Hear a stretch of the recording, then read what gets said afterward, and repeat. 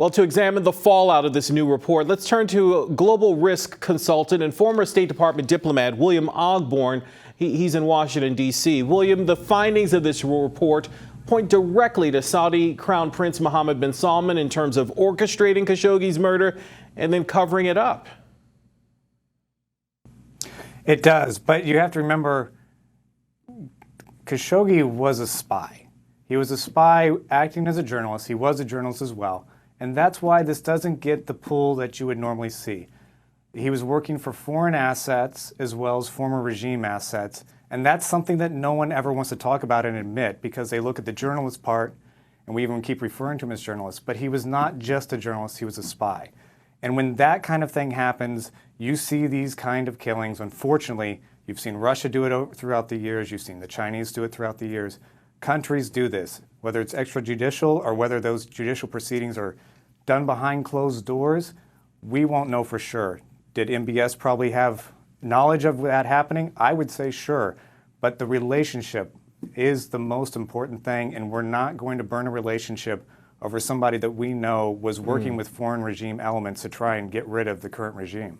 And William, followers of the case know that the Trump administration has been hesitant and even resistant to holding Saudi Arabia fully accountable for Khashoggi's murder. Should this UN report change that stance?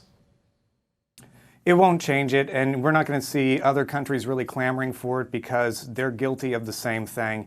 So even folks that would normally line up against U.S. interests, they'll keep their mouths shut because they don't want the UN really poking around in their dirty business. Now, we have said things behind closed doors. We don't like that kind of thing. We don't want them doing it. But in terms of publicly condemning them, we're not going to be doing that. I don't see that anytime soon. And even in the Kingdom of Saudi Arabia, the Crown Prince is more popular than ever. He's more solid in his rule than ever. And that's not changing anytime soon. And nothing that we can do is probably going to change that, nor will we try because he is such a close ally, especially with what's going on with Iran right now. Well, let's talk about the response from Saudi Arabia. The country's foreign minister reacted to the UN report and the findings by complaining about false accusations in the report and the lack of neutrality from the UN. Is that a legitimate response?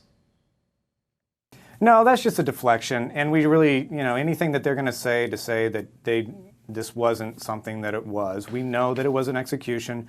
The Turks had all the equipment set up in the consulate. They knew that Khashoggi was walking into a trap. Everybody was ready for it, and the Saudi Arabian government just really fumbled the ball there. I mean, that sounds like it's taking things lightly, but nothing they say is going to take away from the fact that they did this, they did it poorly, and they're paying the price for it in the public sphere.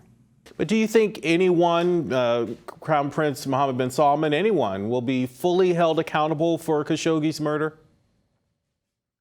No, you saw pretty much immediately afterwards that other patsies were starting to be blamed in the Saudi government and in different forces. MBS himself will not face any of the penalties. At least the U.S. is not going to try and put sanctions directly on him. They're not going to try and weaken his position.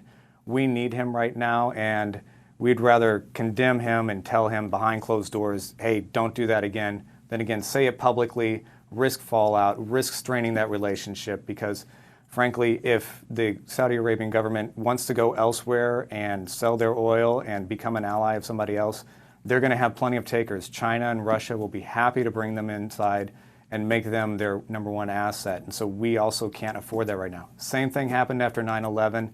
We knew that there were plenty of Saudi Arabian assets that perpetrated that attack, yet we sat by, we didn't say anything, we didn't punish them.